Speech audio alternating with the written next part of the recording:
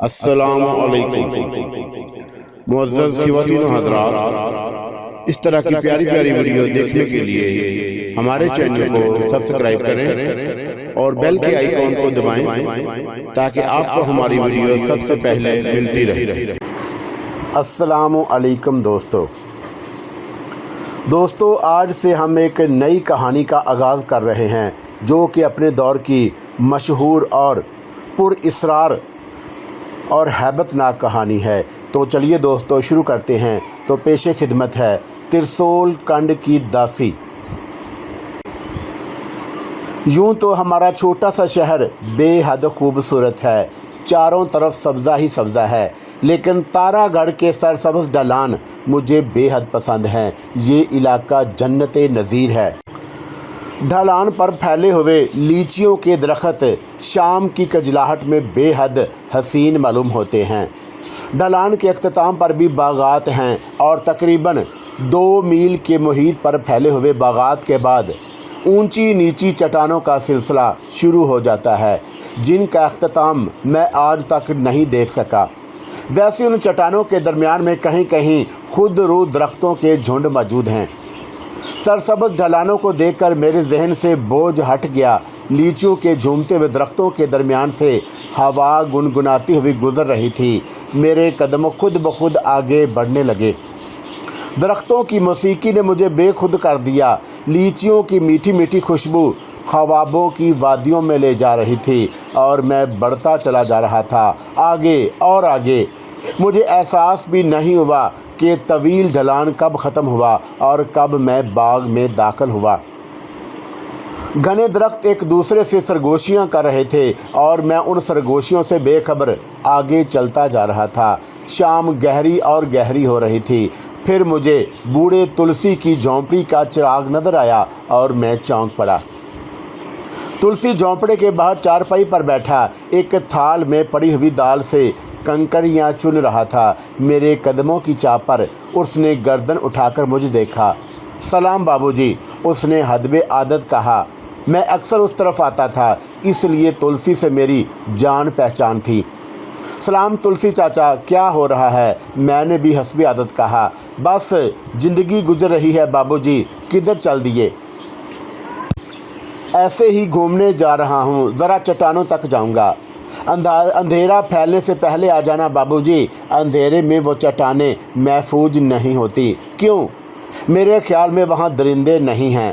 درندے کہاں نہیں ہوتے بابو جی، تلسی فلسفیانہ انداز میں بولا۔ پھر کہنے لگا، ویسے آج منگل ہے، آپ مسلمان لوگ ہیں، ہماری باتوں کو نہیں مانتے، مگر ہمارے عقیدے کے مطابق آج بری روحیں آزاد ہوتی ہیں اور ایسے ہی ویرانے ان کا مسکن ہوتے ہیں۔ اوہو، کیا تم نے ان چٹانوں میں روحوں کو بھٹکتے ہوئے دیکھا ہے تلسی؟ میں نے دلچسپی سے پوچھا۔ میرے سوال پر تلسی خاموش ہو گیا۔ چند لمحات وہ دال کے دانوں پر نظریں جمائے رہا، پھر اس کے چہرے کا رنگ بدل گیا۔ اس پر کچھ سراسیمگی کے آثار نظر آنے لگے۔ منگل کے دن ہم روحوں کے بارے میں بات چیت بھی نہیں کر سکتے بابو جی، رام رام۔ اس نے دال کے چنے اور بغیر چنے دانے ملاتے ہوئے کہا اور جلدی سے اٹھ کر اندر چلا گیا۔ میں دل ہی دل میں ہنستا ہوا آگے بڑھ گیا۔ ان ہندوؤں کا مذہب بھی تو اہمات کی بنیاد پر رکھا گیا ہے۔ ان کی مکمل تاریخ دیوی دیوتاؤں، بھوتوں اور پلیدوں سے بھری پڑی ہے۔ پھر بوڑھے تلسی کو منگل کے دن بری روحیں نظر آتی ہیں تو اس میں تعجب کی کیا بات ہے؟ میں آگے بڑھ گیا۔ حالانکہ یہاں تک آنے کے بعد خاصی ذہنی شگفتگی حاصل ہو گئی تھی، لیکن نہ جانے کیوں میرے قدم آگے ہی بڑھ رہے تھے۔ واپس جانے کو دل نہیں چاہ رہا تھا۔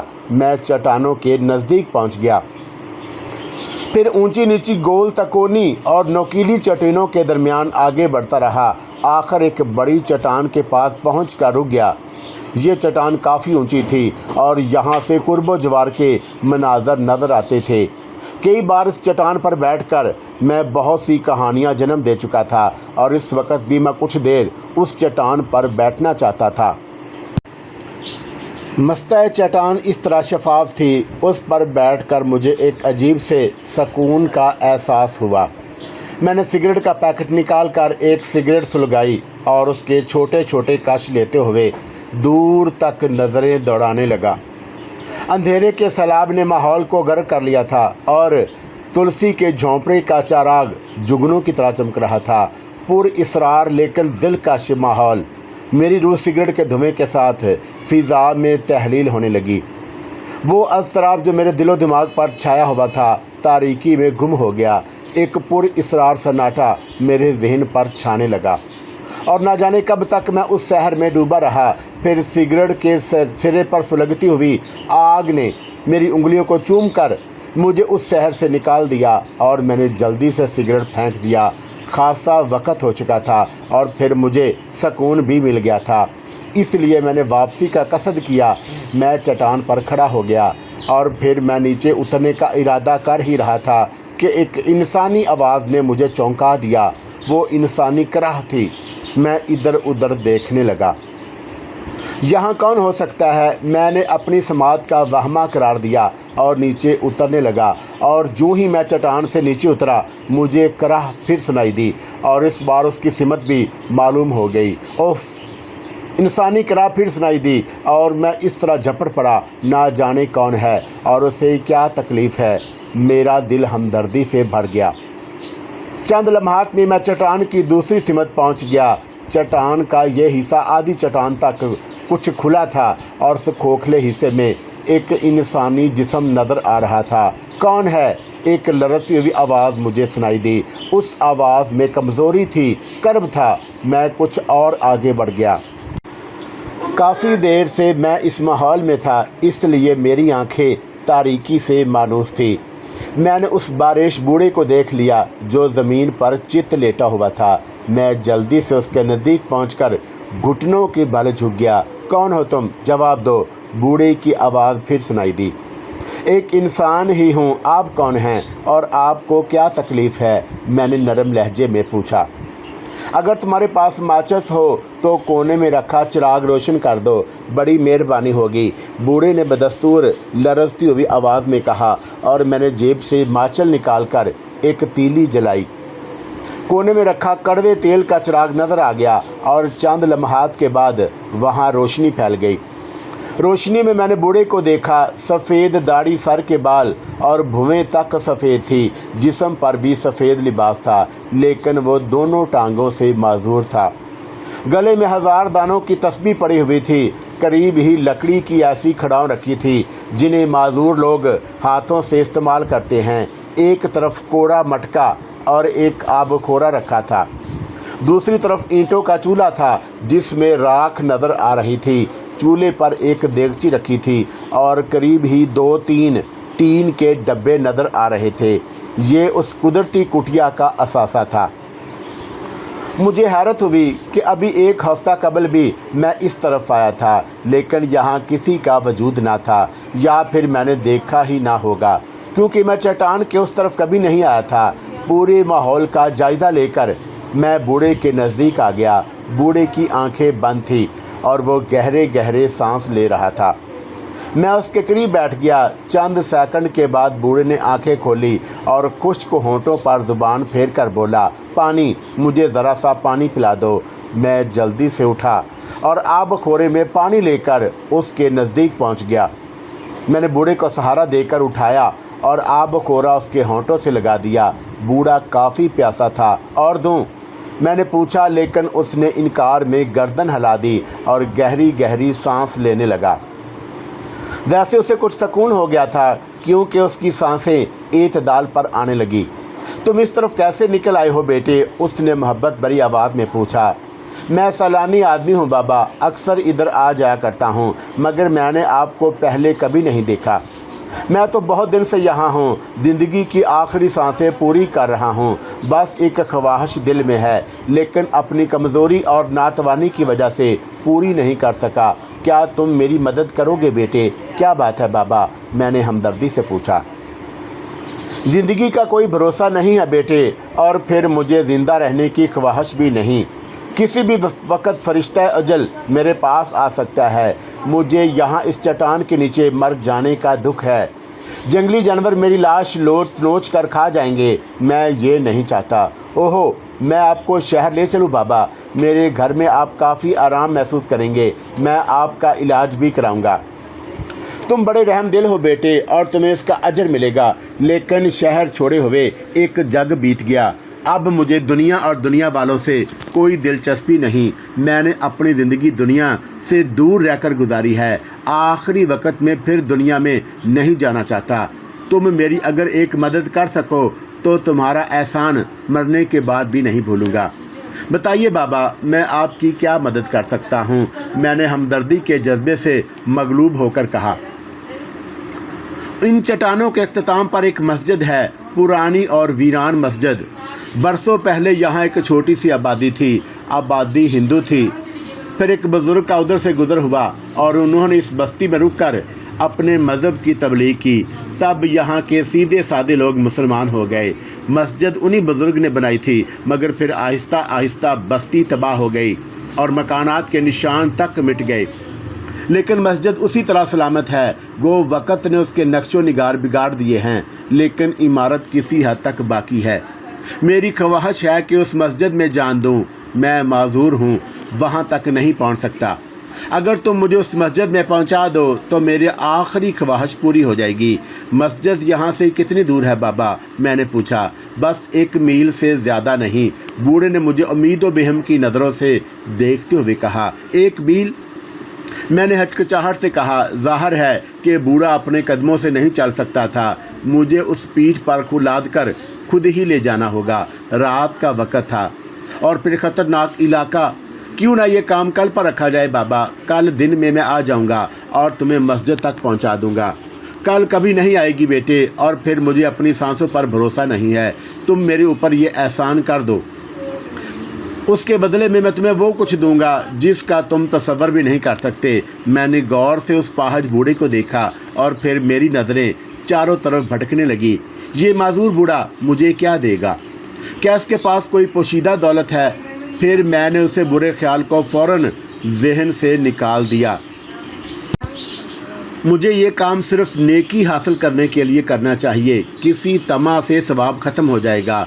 मगर मसला वही था, मैं भी ज़्यादा ताकतवर आदमी नहीं हूँ। बूढ़ा गो बहुत तवाना नहीं था, लेकिन बहरहाल 30-35 सेर से किसी तरह कम नहीं होगा।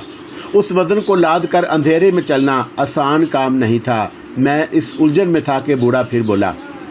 मुझे लेकर चलने में तुम्हें किसी किस्म की दुश्वारी नहीं होगी बेटे। मेरा वज़न ना होने के बराबर रह जाएगा। तुम मुझे उठाकर देख लो। मैंने अब मज़ीद सोचने का इरादा तर्क कर दिया। बूढ़े की अल्तजा को ठुकराना मेरे बस की बात नहीं थी। मैंने रज़ामंदी ज़ाहिर कर दी और बूढ़ा खुश हो गया। फिर मैंने बूढ़े को सहारा देकर उठाया और उसे पुश्त पर लाद लिया। बूढ़े ने मेरी गर्दन में बाहें डाल दी और उसका कहना बिल्कुल दुरुस्त था। उसके जिस्म में कोई वज़न नहीं था। मुझे उसकी बेवज़नी पर हैरत हुई। बहरहाल 1 मील का सफ़र था। मुझे मस्जिद का रास्ता बताते चलो। क्या कोई सामान भी लेना है? सामान क्या करना है? मौत के बाद किसी चीज़ की ज़रूरत नहीं रहती, बूढ़े ने जवाब दिया। वैसे उसकी आवाज़ पर मुझे हैरत हुई, क्योंकि अब उसकी आवाज़ में वो नकाहत बाकी नहीं थी जो चंद साथ कबल थी। बहरहाल मैंने उस पर ज़्यादा तवज्जो नहीं दी और आगे बढ़ने लगा। बूढ़ा मुझे रास्ता बताता गया और मैं सुबक रफ्तारी से चल रहा था। मेरे दिल में बस एक ख्याल था कि मैं नेकी कर रहा हूँ। एक करीबल मर्ग इंसान की आखिरी ख्वाहिश पूरी हो जाए, ये बहुत अच्छी बात थी। मैं चलता रहा। सफ़र काफ़ी तवील महसूस हुआ, लेकिन मुझे थकन का एहसास नहीं था।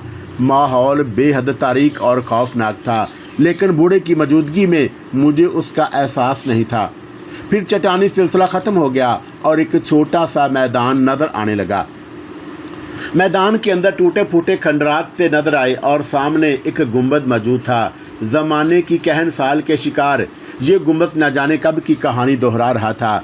यही वो मस्जिद थी जिसमें बूढ़े ने आने की ख्वाहिश ज़ाहिर की थी। मेरे कदम और तेज़ हो गए और चंद मिनट के बाद मैं मस्जिद के दरवाजे के सामने था। लेकिन अचानक मेरे कदम रुक गए। मैंने किसी शेर की गुर्राहट महसूस की और मेरी निगाह मस्जिद के दरवाजे की तरफ उठ गई। तारीकी में मैंने शेर की चमकती हुई आंखों को देखा जो मुझे घूर रही थी और मेरे औसान खता हो गए। अचानक शेर ज़ोर से गरजा और मैं उछल पड़ा। खौफज़दा होने की ज़रूरत नहीं है, ये तेरा कुछ नहीं बिगाड़ सकेगा। बड़ा चल। बूढ़े की आवाज़ सुनाई दी, मगर मुझ में आगे बढ़ने की हिम्मत नहीं थी। वैसे मैं हैरान भी था। इस इलाके में शेर की मौजूदगी हैरत अंगेज थी। मैंने कभी उस इलाके में ये नहीं सुना था। शेर फिर गरजा और मैंने बूढ़े को उतारने की कोशिश नहीं की। नहीं नहीं, ये क्या कर रहा है? मैं कह चुका हूँ कि शेर तेरा कुछ नहीं बिगाड़ सकेगा। आगे बढ़ और मस्जिद के दरवाजे से अंदर दाखिल हो जा। मैं अंदर नहीं जा सकता। मैंने हिम्मत हार दी। मैं जहाँ तुम्हें उतारे देता हूँ, तुम खुद अंदर जाने की कोशिश करना। क्या बकवास करता है? बूढ़े ने तैश के आलम में हो कहा। जब मैं कह रहा हूँ कि वो तेरा कुछ नहीं बिगाड़ सकता, तो फिर तू क्यों डर रहा है? आगे बढ़ और अंदर दाखिल हो जा। मैं बूढ़े का लहजा सुनकर चौंक पड़ा। उसमें तहक्कुम था। हालांकि इस बूढ़े को मेरा शुक्रगुजार होना चाहिए था कि मैं बगैर किसी लालच के उसे यहाँ तक ले आया था। वो उल्टी धौंस जमा रहा था। दूसरी तरफ शेर बराबर गुर्रा रहा था। मुझे खौफ था कि किसी भी वक्त वो मुझ पर हमला आवर होकर हम दोनों को चिट कर सकता है। चुनाचा मुझे भी गुस्सा आ गया। मुझे अफसोस है बड़े मियाँ, मैं बेमकसद जान देने के लिए तैयार नहीं। नेकी अपनी जगह, ज़िंदगी बचाना भी ज़रूरी है। अगर तूने मुझे अंदर ना पहुँचाया तो भी तेरी ज़िंदगी बचना मुश्किल है। अंदर चल, वरना नुकसान उठाएगा, बूढ़े ने कहा और अचानक मेरे रोंगटे खड़े हो गए। अपाहज बूढ़े की टांगें घुटनों के पास से सूखी हुई और बेजान छिछड़े की तरह थी। बज़ाहिर उनमें कोई जान नहीं थी, लेकिन दूसरे लम्हे दोनों बेजान टांगें मेरे पेट पर लिपट गईं। वो लजे सांप जैसी टांगें। मैंने दोनों हाथों की ताकत उन टांगों की गिरफ्त ढीली करने में सिर्फ कर दी, लेकिन उस लजलजाहट से मुझे फरेरियाँ आ रही थी। पूरी कोशिश के बावजूद मैं उनकी गिरफ्त ढीली नहीं कर सका और अचानक मुझे अपने पेट पर दबाव महसूस हुआ। टांगों की गिरफ्त सख्त हो रही थी। मुझे सख्त तकलीफ़ होने लगी और मैंने झंझलाहट में बूढ़े को नीचे फेंक देने की कोशिश की, लेकिन बूढ़ा किसी जोंक की तरह मुझसे लिपटा हुआ था। मैं काफ़ी कोशिश के बावजूद उसे नीचे गिराने में कामयाब ना हो सका और मेरी सांस फूलने लगी। मुझे अपनी आंखें हलकों में उबलती हुई महसूस हुई। क्यों बच्चा, क्या ख्याल है? आगे बढ़ रहा है कि नहीं? अगर तू आगे ना बढ़ा तो मैं इसी तरह तेरा दम घूंट कर तुझे मार डालूँगा। ये क्या हरकत है बूढ़े शैतान? क्या मेरी नेकी का यही सिला है? मैंने कहा। सिला तुझे मिल जाएगा, ये मेरा वचन है, मगर अंदर जाने के बाद।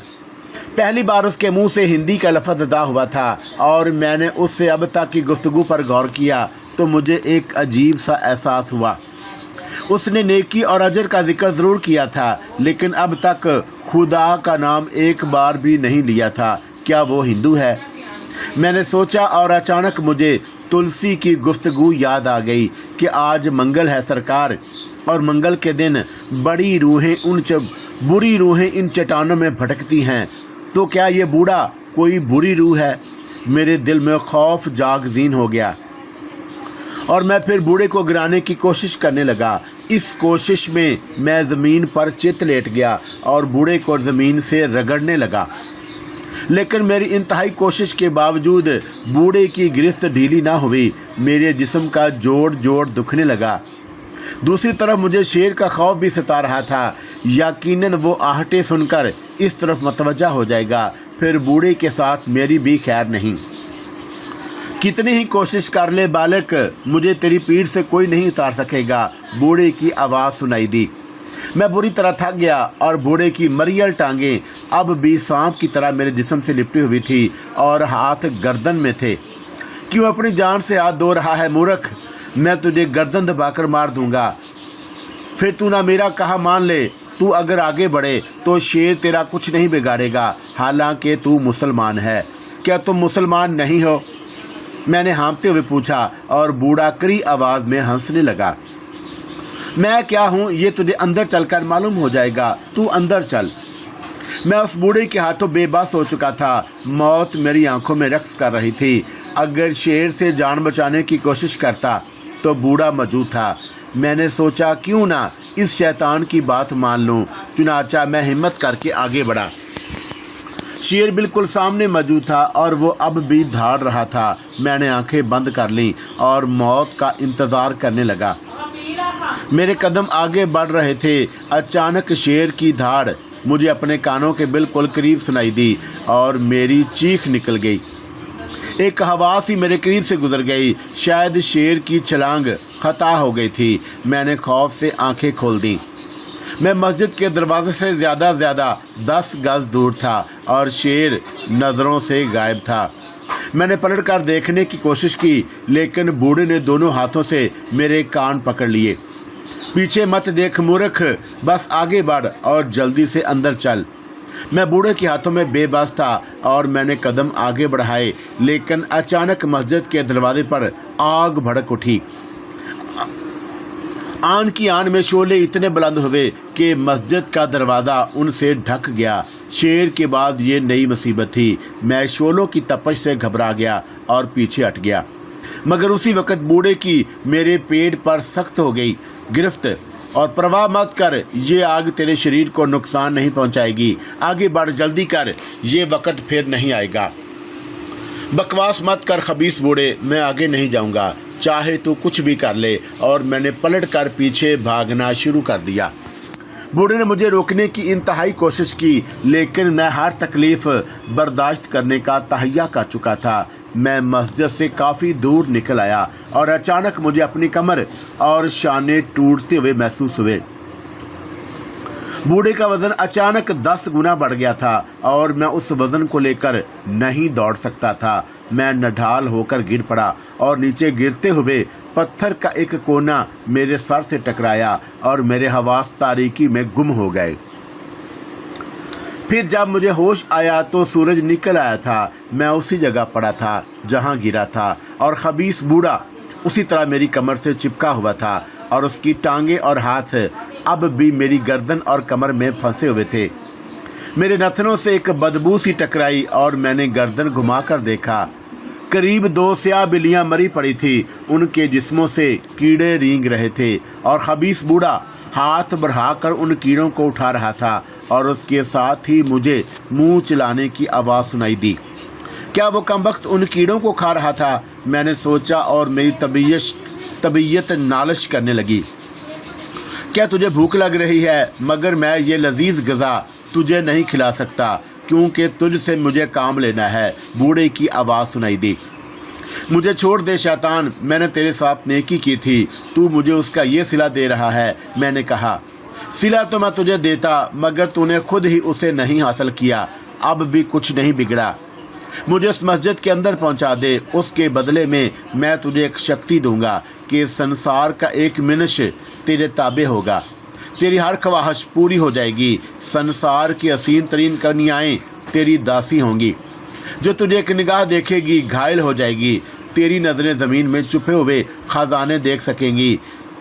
तेरी दी हुई मट्टी की चुटकी हर मर्द की दवा होगी। ये मेरा वचन है, मगर तू मेरा काम कर। अगर तू इतनी ही कुव्वत रखता है तो खुद क्यों नहीं मस्जिद में चला जाता? अफसोस यही मेरे बस में नहीं है। मस्जिद में मुसलमान ही जा सकता है। तू ही मुझे पीठ पर लाद कर अंदर ले जा सकता है। अंदर जाते ही मैं तुझे छोड़ दूंगा और फिर तू संसार का सबसे बलवान मिनश होगा। मगर तू मस्जिद में क्यों जाना चाहता है? इस बारे में तुझे नहीं बताया जा सकता। बस तू हर खतरे से बेपरवाह होकर मेरा काम कर दे।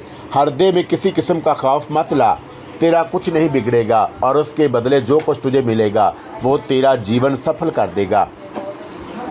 नहीं, मैं किसी कीमत पर यह काम नहीं कर सकता। देखता हूँ कि तुझ में कितनी ताकत है। तू नापाक इंसान है। मैं तुझे अपने कदमों से मस्जिद में नहीं ले जा सकता। ये मेरे दीन के ख़िलाफ़ है। तब तो ज़िंदगी भर इसी अजाब में मुब्तला रहेगा। मैं हमेशा तेरे कंधों पर सवार रहूँगा उस वक़्त तक जब तक तू मेरा काम करने के लिए तैयार ना हो जाए। उसने गुस्से से कहा। उसी वक़्त मेरी निगाह बाग के सिरे की तरफ उठ गई। कुछ लोग उस तरफ आ रहे थे। मैं गौर से उन्हें देखने लगा और मैंने उन्हें पहचान लिया। वो मेरे वालिद, मेरे चचा और जारा मुलाज़म थे। चौथा आदमी तुलसी था जो उनको साथ ले आ रहा था। मैं खुश हो गया। कि अब वो लोग मुझे इस मुसीबत से निजात दिला देंगे, मगर उस वक़्त बूढ़े खबीस की आवाज़ सुनाई दी, तेरे रिश्तेदार आ रहे हैं मगर तू उन्हें कुछ नहीं बता सकेगा। उसने अपना करी हाथ मेरे मुंह पर रख दिया और मेरे नथनों से ऐसी गंदी बदबू टकराई, मैंने उसका